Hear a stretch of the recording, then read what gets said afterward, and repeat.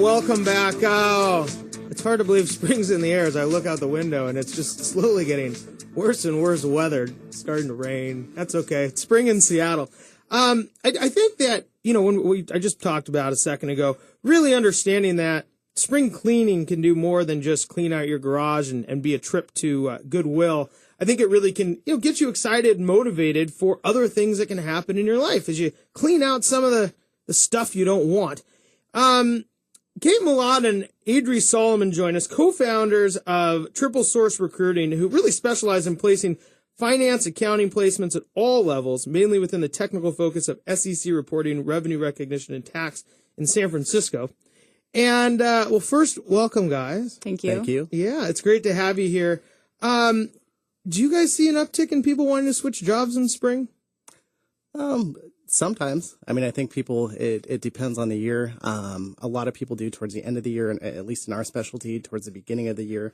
But I think at all times, and that's kind of the nice thing about our market, we work with candidates who are passive, so they're not necessarily out there pounding the pavement. So I think as long as you have the right opportunity, that really presents things that people are looking for, whether they're personal or professional goals, people are always open to it. Yeah. And when you talked about building relationships with people rather than having these transitions, and when you think about the role of a recruiter, first of all, why don't you guys talk a little about what the role of a recruiter is in your field specifically, especially as you talk about these passive people who maybe aren't, letting everybody know they're looking for a job. Exactly. So as you mentioned, Kate and I specialize in finance and accounting recruiting work. We work in some very niche areas within accounting, I would say more so. But we're a role as a recruiter. I mean, it's kind of twofold. So on one, we're almost a broker or a consultant to our clients who are companies looking to hire a certain person or specialist. On the flip side, we're almost like a liaison, or I would use almost like a sports agent for your candidate. So you're really their representative trying to represent their goals. All of this within one interlinked web of the same community. And it's interesting, as that web evolves, your clients can become your next hiring, or your candidates can become your next hiring manager. Your clients can flip and become your candidates. It's a pretty neat ball. But a lot of that's developed over many years of getting to know these people.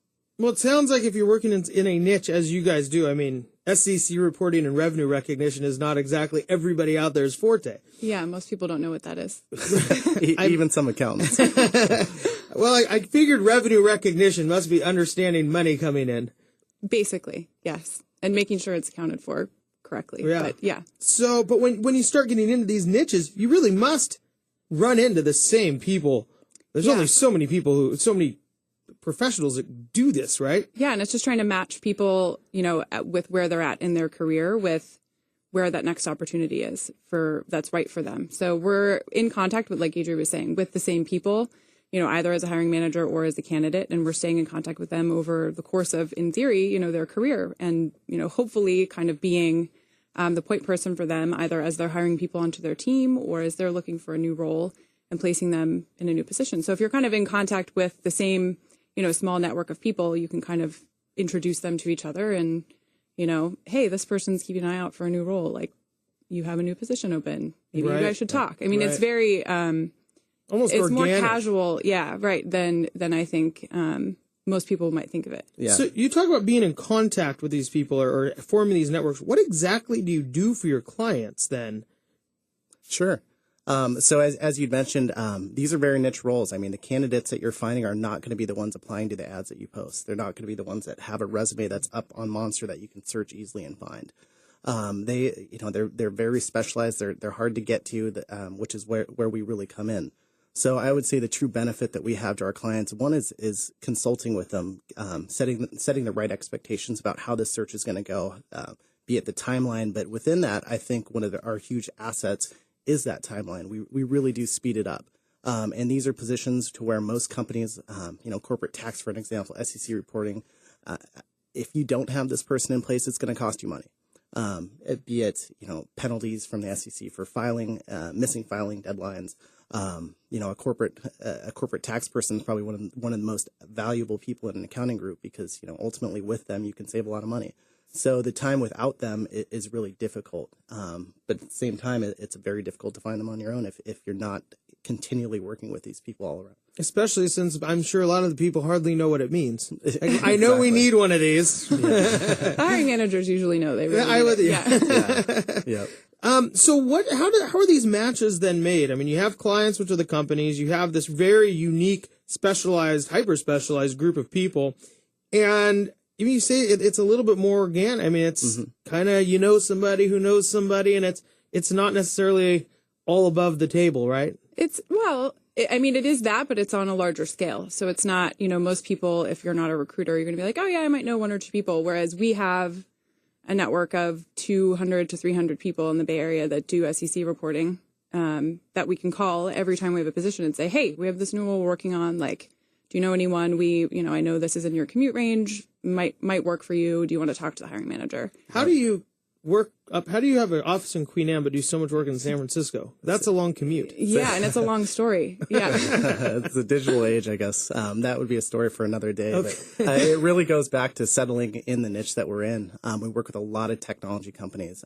So revenue recognition, again, is a specialty that really only applies to software companies and or internet or, some sort of high tech company. These rules are evolving constantly. So many of these companies, most of them are headquartered in the Bay Area. I mean, we have a great community here in Seattle, but being that we're placing people in the corporate office and the type of recruiting work that we do is very regionally focused in developing these networks.